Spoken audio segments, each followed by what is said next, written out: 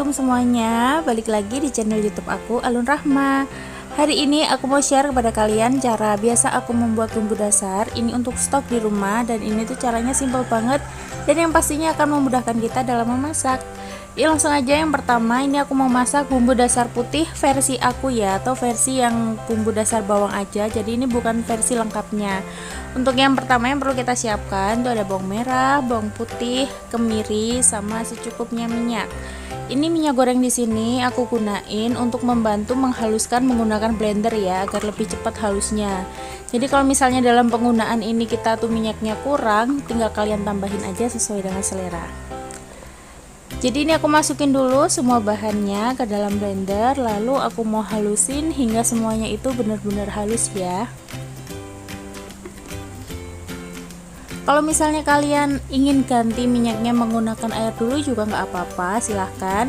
Tetapi saat nanti kita akan memasaknya tetap ditambahin minyak ya, karena minyak di sini tujuannya membantu kita untuk mematangkan bawangnya. Jadi kalau misalnya disimpan itu menjadi lebih awet. Nah ini karena aku ngasih minyaknya itu kurang, ini tinggal aku tambahin aja secukupnya hingga bumbu-bumbu tadi itu lebih mudah aku blender.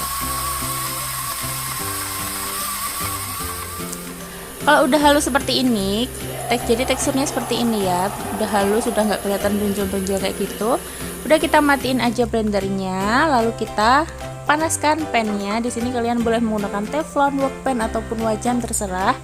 Terus habis itu kita masukkan bumbu yang udah kita haluskan tadi. Kita masukkan semuanya ke dalam pannya. Karena ini tadi aku udah menggunakan minyak untuk menghaluskannya, jadi ini tidak perlu ditambahin minyak lagi. Jadi kalau kalian menggunakan air untuk menghalusannya, ya kalian harus tambah minyak lagi. Jadi ini tinggal kita masak aja, sambil jangan lupa diaduk biar nggak gosong. Dimasak hingga semua bumbunya itu mateng. Ciri-cirinya matang bagaimana? Nah kalau udah matang tuh seperti ini. Jadi bumbunya itu akan terlihat terpisah dengan minyaknya, jadi kayak menggumpal-gumpal gitu. Ini tandanya udah matang. Tinggal kita dinginin aja, lalu udah siap kita simpan ke dalam kulkas.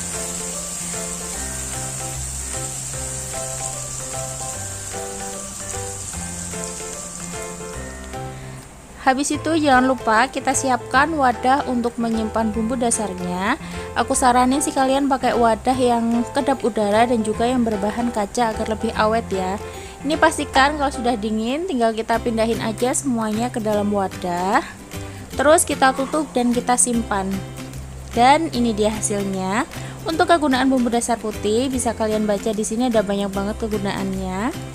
Lanjut, sekarang aku mau masak bumbu dasar kuning.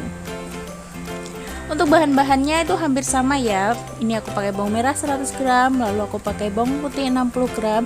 Di sini yang membedakan adalah bahan-bahan utama bumbu dasar kuning itu ada kunyit, kemiri, sama ketumbarnya juga. Untuk minyak goreng secukupnya aja, karena itu seperti yang aku jelasin sebelumnya untuk membantu kita dalam menghaluskan bumbu. Lanjut, kita masukkan semua bumbu-bumbunya ke dalam blender. Oh ya, ini sesuai selera kalian aja ya. Kalau misalnya kalian lebih suka bumbunya itu berasa kemirinya, tinggal kalian tambahin kemirinya aja. Kalau misalnya kalian lebih suka berasa kunyitnya, tinggal tambahin kunyitnya aja. Jadi ini bumbu versi yang biasa aku pakai buat masak ya.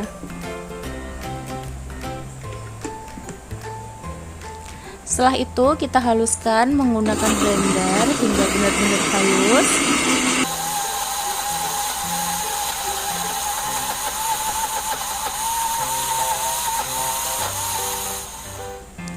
Nah ini udah halus. Saat udah halus seperti ini, jangan lupa kita panaskan pannya.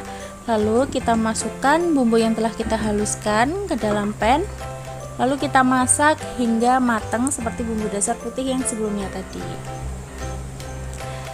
Ini tuh akan membantu kita sekali untuk memasak. Dan biasanya kalau aku masak dengan bumbu dasar putih ini, jadi nggak perlu ulek-ulek lagi, udah tinggal ambil aja secukupnya, setengah sendok atau 1 sendok sesuai kebutuhan, lalu kita langsung masak aja seperti biasa. Itu akan menghemat waktu banget dalam kita memasak. Lanjut, ini bumbunya aku masak hingga ciri-cirinya bumbu itu terpisah dengan minyaknya. Bumbu akan menggumpal-gumpal seperti ini. Nah ini adalah tanda-tanda bumbu mulai matang. Saat bumbu mulai matang tinggal kita angkat, kita dinginkan, lalu kita masukkan ke dalam wadah bumbunya. Ini mau aku simpan ke dalam wadah kaca, tinggal kalau udah dingin tinggal kita masukin aja, nanti kita simpan di dalam kulkas. Oh ya, untuk ketahanannya kalau kita simpan di chiller itu tahan 2 minggu, kalau tinggal kita simpan di freezer itu tahannya sampai 2 bulan. Yang penting pastikan kita mengambil dengan sendok bersih ya, jadi agar dia lebih awet dan tidak jamuran.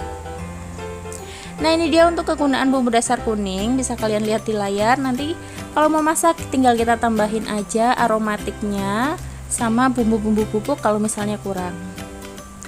Lanjut, yang terakhir ini adalah bumbu yang cukup sering aku pakai, yaitu bumbu dasar merah. Di sini aku bikin bumbu dasar merah versi aku yang biasa aku pakai buat masak ya. Bahan-bahannya sama, untuk bawang merah bawang putihnya kita siapkan 100 gram sama 60 gram. Terus ini cabenya menyesuaikan selera teman-teman semuanya. Kalau suka pedas silahkan ditambah, kalau misalnya tidak suka pedas cabai rawitnya bisa dikurangi. Lanjut, kita masukkan semuanya ke dalam blender. Jangan lupa kita tambahkan minyak. Ini karena biar blender kita nggak cepat rusak ya, jadi biar lebih mudah untuk menghaluskannya.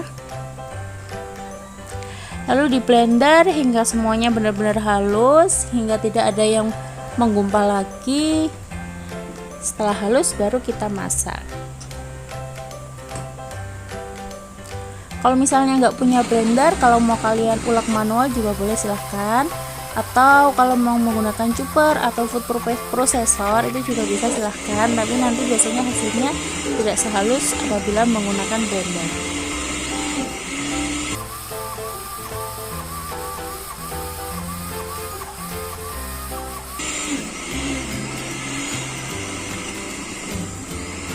Nah, ini bisa kita lihat ya, kalau halus tuh kayak gini. Ini udah halus. Ini mau aku matiin blendernya. Terus aku panasin pannya, dan ini mau aku masak juga seperti bumbu dasar yang sebelumnya. Jadi dimasak menggunakan api sedang aja, dan jangan lupa sesekali dibalik biar nggak kosong. Dimasak hingga benar-benar matang. Kenapa harus matang? Karena kalau misalnya bumbunya itu belum matang, itu biasanya daya tahan simpannya itu nggak selama kalau bumbu itu matang. Seperti biasa, ini kalau bumbunya udah terpisah dengan minyaknya atau udah kerempul-kerempul seperti ini menunjukkan bahwa bumbunya sudah mulai matang. Tinggal kita masak sedikit lagi, terus kita angkat.